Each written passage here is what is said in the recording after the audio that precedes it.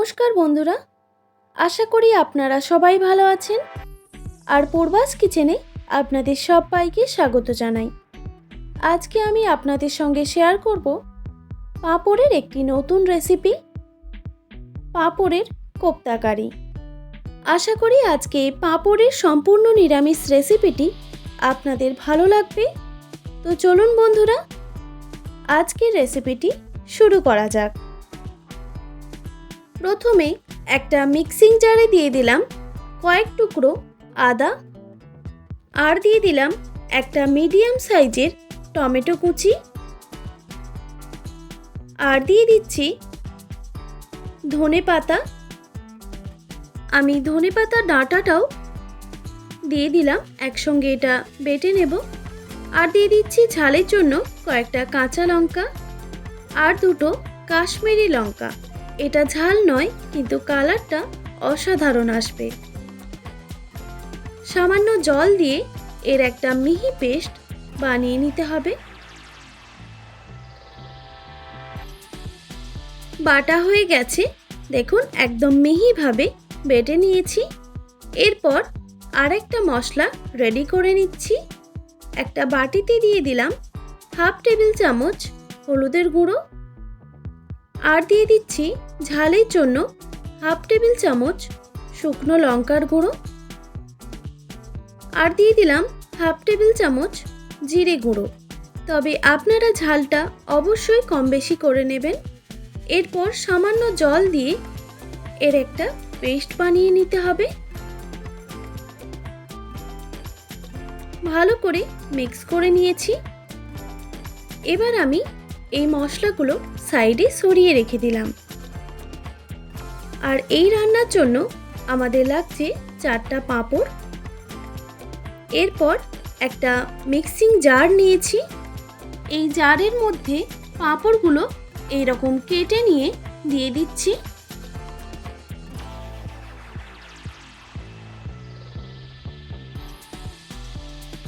পাঁপড়গুলোকে গুঁড়ো করে নিতে হবে, সেই জন্য এইরকমভাবে হাতে করে ছিঁড়ে দিয়ে দিলাম।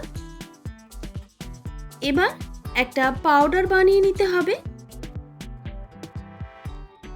পাঁপড়গুলো গুঁড়ো করে নিয়েছি, তবে খুব মিহি করে গুঁড়ো করার কোনো দরকার নেই, এইরকম একটু গুঁড়ো করে নিলেই হবে। এরপর 4টা মিডিয়াম সাইজের আমি আলু সেদ্ধ করে নিয়েছিলাম আগে থেকে। একটা গ্রেটারের সাহায্যে আলুগুলো আমি গ্রেট করে নিচ্ছি।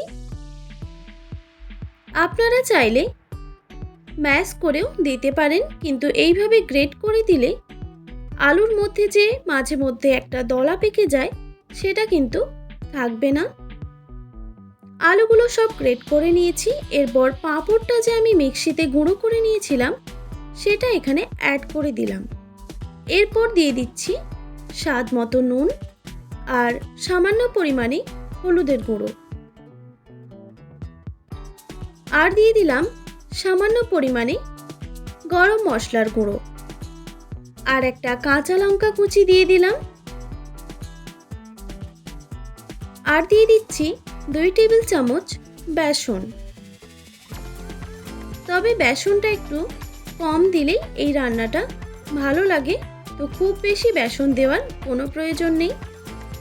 এরপর প্রথমে যে একটা মিক্সিং জারে আমি আদা, টমেটো, কাঁচা লঙ্কা আর ধনে পাতা বেটে রেখেছিলাম, সেটা এখানে অ্যাড করে দিলাম 1 টেবিল চামচ, আর দিয়ে দিলাম সামান্য পরিমাণে জিরে গুঁড়ো। এরপর খুব ভালো করে হাতে করে মেখে নিতে হবে। তবে এখানে কোনো রকম জল ব্যবহার করব না, যেহেতু আমি এখানে সেদ্ধ আলু ব্যবহার করেছি, তাই জল দেওয়ার কোনো প্রয়োজন নেই। এরপর ভালো করে হাতে করে মেখে নিয়ে একটা ডো বানিয়ে নিয়েছি। দেখুন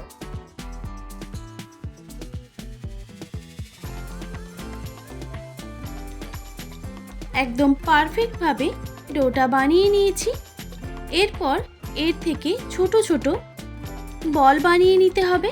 তবে প্রথমেই হাতের মধ্যে একটু তেল মাখিয়ে নিলে হাতে একদমই লেগে যাবে না। দেখুন এইভাবে ঠিক সবকটাই বল আমি বানিয়ে নেব। একটা রেডি হয়ে গেল।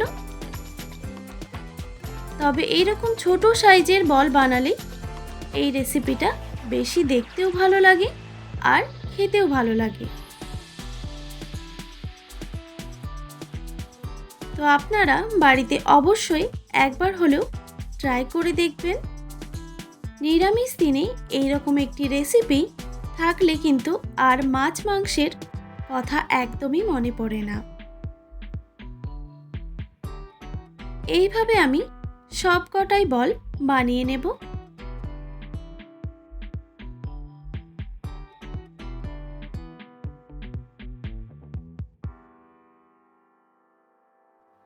দেখুন সব বলগুলো আমি বানিয়ে নিয়েছি। দেখতে কতটা সুন্দর লাগছে। এরপর চলে যাচ্ছি মূল রান্নাতে। একটা কড়াইতে দিয়ে দিলাম বেশ কিছুটা পরিমাণ সাদা তেল। এরপর পাঁপড়ের যে বলগুলো আমি বানিয়ে রেখেছিলাম, তেলটা গরম হয়ে আসলে গ্যাসের ফ্লেমটা মিডিয়ামে রেখে বলগুলো দিয়ে দিচ্ছি। তবে গ্যাসের ফ্লেমটা লো টু মিডিয়ামে রেখেই এইগুলো ভেজে নিতে হবে।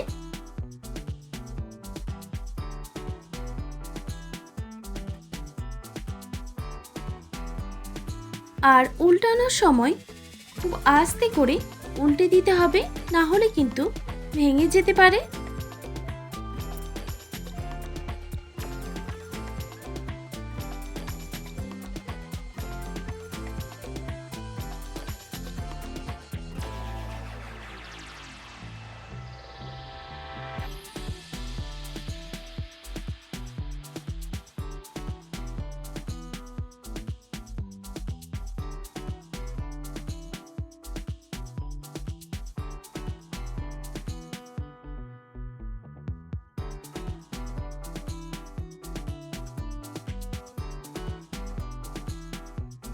বলগুলো কিন্তু ভাজা হয়ে গেছে, সুন্দর একটা ব্রাউন কালার এসে গেছে। এবার আমি তুলে নিচ্ছি।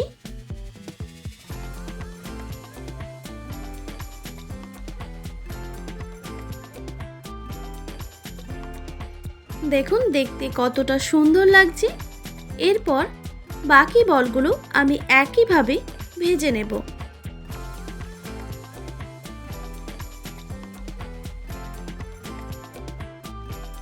সব বলগুলো ভেজে নেওয়ার পর ওই কড়াইতেই দিয়ে দিলাম একটা তেজপাতা আর হাফ টেবিল চামচ গোটা জিরে। গোটা জিরে আর তেজপাতা ভাজা হয়ে আসলেই দিয়ে দিলাম 1 চিমটি হিং।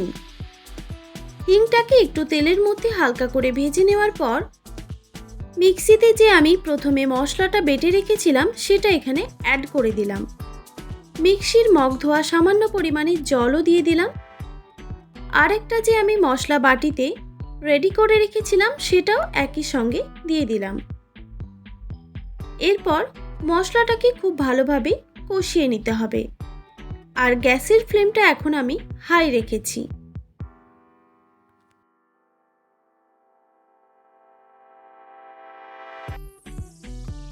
মশলাটা কষানোর সময় সামান্য পরিমাণে আমি চিনি অ্যাড করে দিলাম। যে কোনো নিরামিষ রান্নাতে সামান্য পরিমাণে চিনি ব্যবহার করলে ওর স্বাদ কিন্তু দ্বিগুণ হয়ে যায়। এরপর মশলাটাকে খুব ভালো করে আমি কষিয়ে নিচ্ছি।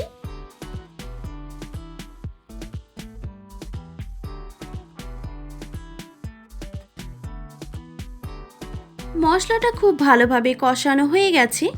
মশলা থেকে তেল ছেড়ে দিয়েছে আর মশলাটাও দানা দানা ভাব এসে গেছে। এই রকম যখন মশলাটা হয়ে যাবে বুঝবেন মশলাটা পারফেক্টভাবে কষানো হয়ে গেছে। এরপর দিয়ে দিলাম পরিমাণ মতো জল। তারপর ভালো করে নাড়াচাড়া করে দিলাম। এবার জলটা ফোটা পর্যন্ত অপেক্ষা করতে হবে। কিছুক্ষণ পর দেখবেন জলটা ফুটে এসেছে। এইভাবে জলটা আরও কিছুক্ষণ ফুটিয়ে নিতে হবে, প্রায় 2 থেকে 3 মিনিটের জন্য। তবে আপনারা পরিমাণ মতো নুনটা দিতে ভুলবেন না। আমি তো একদম ভুলেই গিয়েছিলাম, তো শেষে মনে পড়েছে তাই দিয়ে দিলাম পরিমাণ মতো নুন। তারপর দিয়ে দিলাম ভেজে রাখা পাঁপড়ের কোপ্তাগুলো।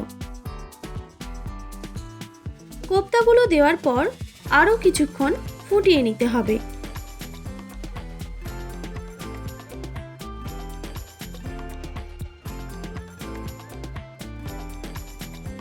আরও কিছুক্ষণ আমি কোপ্তাগুলো ফুটিয়ে নিয়েছি।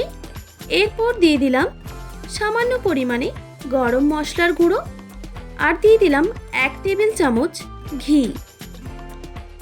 ঘিটা দেওয়ার কারণে এই রান্নার স্বাদ ও গন্ধ দুটোই দুর্দান্ত আসবে। তো আপনারা অবশ্যই বাড়িতে একবার হলেও ট্রাই করে দেখবেন। পাঁপড়ের কোপ্তা একদম রেডি। এবার আমি গ্যাসের ফ্লেমটা অফ করে দিলাম। এবার গরম গরম পরিবেশন করুন। ভাত, রুটি, পরোটা, লুচি সব কিছুর সঙ্গেই কিন্তু এটা অসাধারণ লাগে। আশা করি আজকের রেসিপি আপনাদের ভালো লেগেছে। আর ভালো লেগে থাকলে অবশ্যই একটি like, comment, share and subscribe করে দেবেন। আর পাশে থাকা বেল আইকনটিও প্রেস করে দেবেন। তাহলে নিত্য নতুন রান্নার ভিডিওগুলি আপনাদের কাছে পৌঁছবে। ভালো থাকবেন, সুস্থ থাকবেন। দেখা হচ্ছে নতুন কোনো রেসিপি নিয়ে। আর এতক্ষণ আমার সঙ্গে থাকার জন্য আপনাদের সবাইকে অনেক ধন্যবাদ।